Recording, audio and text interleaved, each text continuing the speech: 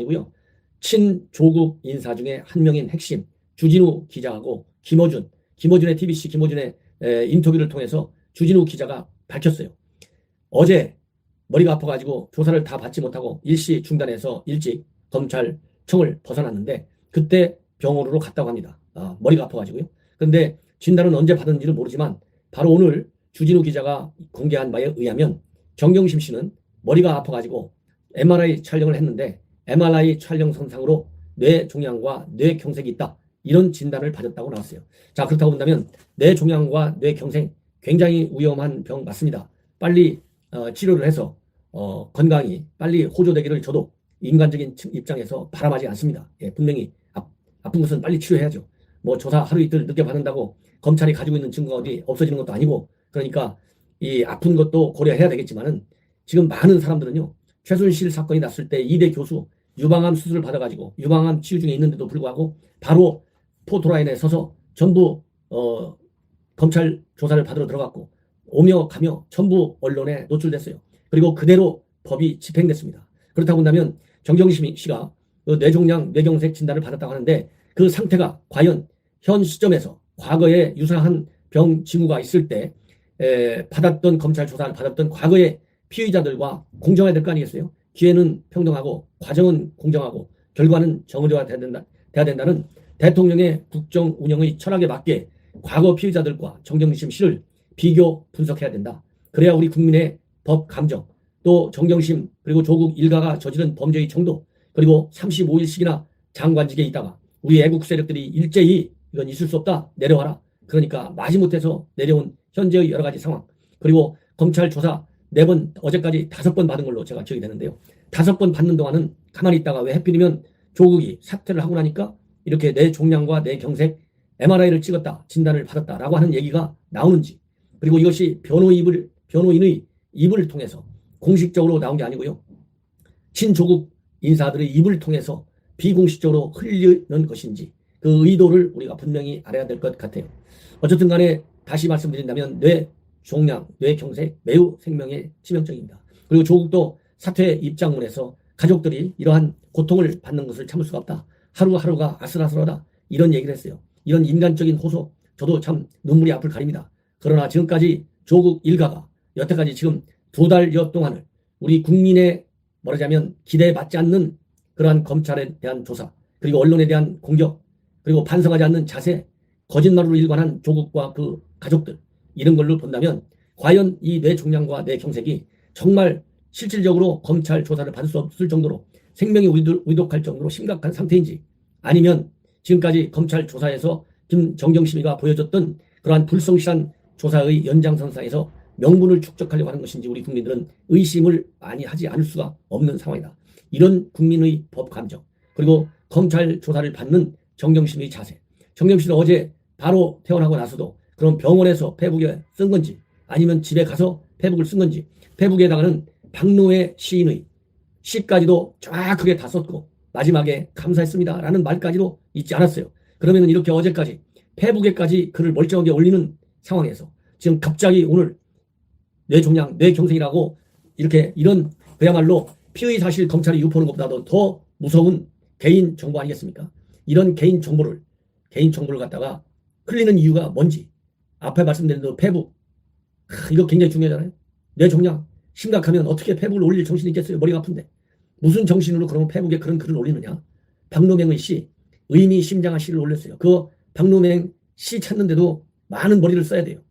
그 정도로 어렵게 머리를 써야 되는데 뇌종양과 뇌경색 상태에서 박노맹의 그 시를 찾아내는 것도 참 천재가 아니면 어려운 일이 아니겠느냐, 번개같이, 이런 말씀을 드리고 싶습니다. 이러다 보니까 조국 현직 장관 부인을 불구속하느냐 구속하느냐를 가지고 검찰에서 많은 고민을 하고 있을 수밖에 없고, 이 법조인들의 전반적인 시각을 본다면 지금까지 정경심 씨가 이렇게 연계되어 있는 것으로 알려진 여러 가지 비리 의혹들을 본다면 구속영장 청구가 정답이다. 이것이 대다수 법조인들의 시각 아니겠습니까? 그럼에도 불구하고 조국 동생이 건강상의 이유로 해서 불구속되는 걸 계기로 이거 잘못하다가는 똑같은 형태를 보이고 있는 게 조국 부인과 조국의 남동생의 사례인데 말이죠. 이것도 건강의 이유로 만약에 구속영장이 기각될 경우에는 검찰이 입게 될 데미지는 매우 크다고밖에 볼 수 없어요. 그러니까 검찰에서 재고 또 재고 또 잴 것이다. 그래서 일각에서는 조국 부인 이번 MRI 진단 이 건이 상당한 영향을 주게 될 가능성이 크고, 그렇게 할 경우에는 불구속 수사도 검찰로서는 신중하게 검토하는 상황으로 내몰리고 있는 거 아니냐. 이런 것이 조국 일가의 또 이 변호인 측의 집요한 변호 작전 중에 하나가 아니겠느냐. 그래서 일단 불구속 수사를 받으면서 법원 이미 기울었잖아요. 물론 법원 판사들 누가 어떻게 판단할지는 모르겠지만 명재관 판사가 내린 불구속 결정은 많은 지금 파장을 일으키는 것 아니겠습니까? 그래서 검찰에서는 만약에 불구속 영장을 청구하지 않고 구속 영장을 청구한다 하더라도 만약에 MRI로 찍어내 나타난 뇌종양과 뇌경색의 정도가 더 이상 구속 영장을 집행할 수 없을 정도로 상당히 심각하다. 그래서 생명에 영향이 있다. 그런 경우에는 불구속 처리가 될 것이다. 그러나 어떻게 됐든지 간에 검찰이 입어야 할 피해는 이루 말할 수 없이 클 것이다. 이런 말씀을 드릴 수 있습니다. 검찰은 그야말로 과거 환자들과의 사례를 맞춰서 과정이 반드시 공정하게 이루어지도록, 그래서 결과론적으로 다시 정의를 되찾았다고 하는 우리 애국 시민들의 찬사를 받을 수 있도록 현명한 조치를 기대합니다. 하나 더 덧붙이겠습니다. 조국 대단하신 분입니다. 정말 대단하세요. 예, 서울대학 교수도 준 공무원이나 마찬가지예요. 국립대학 교수니까. 그런데 바로 일사천리로 진행되고 있는 게 있어요. 뭐냐? 조국 이 사태가 조국 본인의 결심, 이것이 대통령한테 전달돼가지고 받아들인 것이냐, 아니면 이낙연이나 이해찬 이런 투탑이 역할을 했느냐, 이런 걸 가지고 많은 전문가들 그리고 언론에서 보도가 되고 있는데, 저는 사전에 치밀한 시나리오에 의해서 이루어진 조국의 사퇴 쇼다. 이 조국의 사퇴 쇼를 통해서 조국을 살리려고 하는 꼼수가 작동하고 있다. 어떤 명분으로? 검찰 개혁의 명분으로. 그래서 대통령의 그런 어제 수보회에서 얘기한 걸 보면 검찰 개혁, 조국의 의지를 높이 평가한다고 그랬잖아요. 과거 역대 어느 정도도 못한 검찰 개혁을 조국이 해내는 그러한 결정적 모멘텀을 만들었다고 대통령까지 나서서 칭찬하고 있어요. 이 얘기는 바로 뭐냐? 조국이라고 하는 정치적 자산, 정치적 활용 카드가 여전히 살아있고, 이 살아있는 카드를 정부 여건은 언제든지 필요하다고 판단한다면 꺼내 쓸 수 있다. 이러기 위해서 지금 한 자락 깔아놓은 것이 검찰 개혁의 칼입니다. 이 검찰 개혁을 매체로 해서 다시 총선으로 갈 것이냐, 대선으로 갈 것이냐, 많은 논란이 있어요. 그러나 또 총선 후보로 해서 피켓 지역에서 조국을 카드로 해서 발언을 일으킨다? 천만의 말씀입니다. 백전백패한다. 더 이상 조국을 가지고 우리 애국 세력들을 혼란에 빠뜨리지는 그러한 우매한 조치가 있지 않기를 저는 진심으로 바람하지 않습니다. 그런데 이러한 많은 논란이 있는데 말이죠. 여기에서 조국 어제 무슨 일을 했을까요? 시청자 여러분, 상상을 초월하는 일을 했습니다. 어제 일사천리로 번개같이 했는데 이것도 다 시나리오로 만들어져 있기 때문에 된 거 아니냐. 어제 조국이 오후에 취한 조치를 보면 조국의 사퇴가 단순한 돌발적인, 그야말로 김조원 민정수석에게 사표를 내고 싶다, 느닷없이 당정청 회의 마치고, 이게 아니다. 아주 치밀한 전략하에 조국을 되살리기 위한 카드를 하나로 나왔다. 이거를 입증할 수 있어요. 뭐냐고요? 어제 2시에 조국이 사퇴 입장을 밝혔습니다. 2시에 밝히고, 그리고 대통령이 오후 5시 38분에 결재를 해서 면직 처리가 공식적으로 다 끝났어요. 그런데 바로 오후 6시가 다 돼가지고 조국이 뭘 한지 아십니까? 서울대에 복직 신청을 했습니다. 복직 신청을 하면 이것은 복직 신청을 다시 서울대 측에서 검토해서 복직을 허용하느냐 마느냐 이런 게 아니고요. 서울대 규정 복직만 신청하면 자동으로 다 인정이 돼가지고 서울대학 교수로 복직되는 그러한 정말 이스라마나한 절차, 이렇게 돼 있습니다.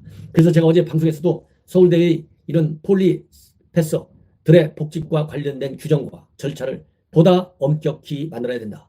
안 그러면 오늘 점심에서 얘기 들었는데요. 서울대학이 동양대만 또 못한 대학이다. 예, 이런 얘기를 오늘 제가 만난 사람들한테 들었습니다. 이러한 우리 국민의 서울대학에 대한 말하자면 불만과 분노, 반드시 서울대학 측에서 이해하고 필요한 여러 가지 인턴과 관련된 규정, 이렇게 복직과 관련된 규정, 이번 조국 사태를 겪으면서 서울대학 측에서 봤을 때 앞으로 개정과 또 검증을 더 해야 할 그러한 여러 가지 행정 절차를 분명히 다잡고 가기를 저는 바람하지 않습니다. 그래서 어제 2시, 그 다음에 5시 38분, 6시 딱 불과 3시간여 만에 서울대학교 교수가 다시 됐습니다.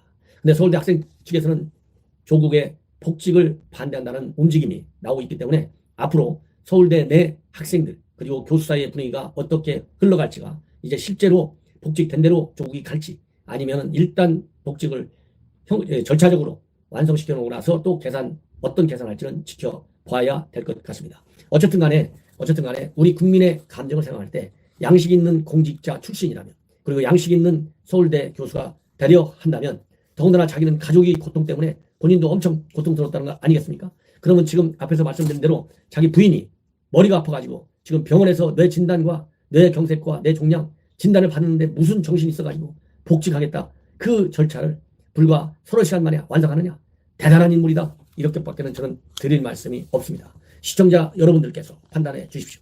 시청자 여러분들 이번 토요일 날 1시에 광화문에서 우리 자유한국당 주관 대규모 집회가 열리게 됩니다. 조국 사퇴 하나의 시작에 불과합니다.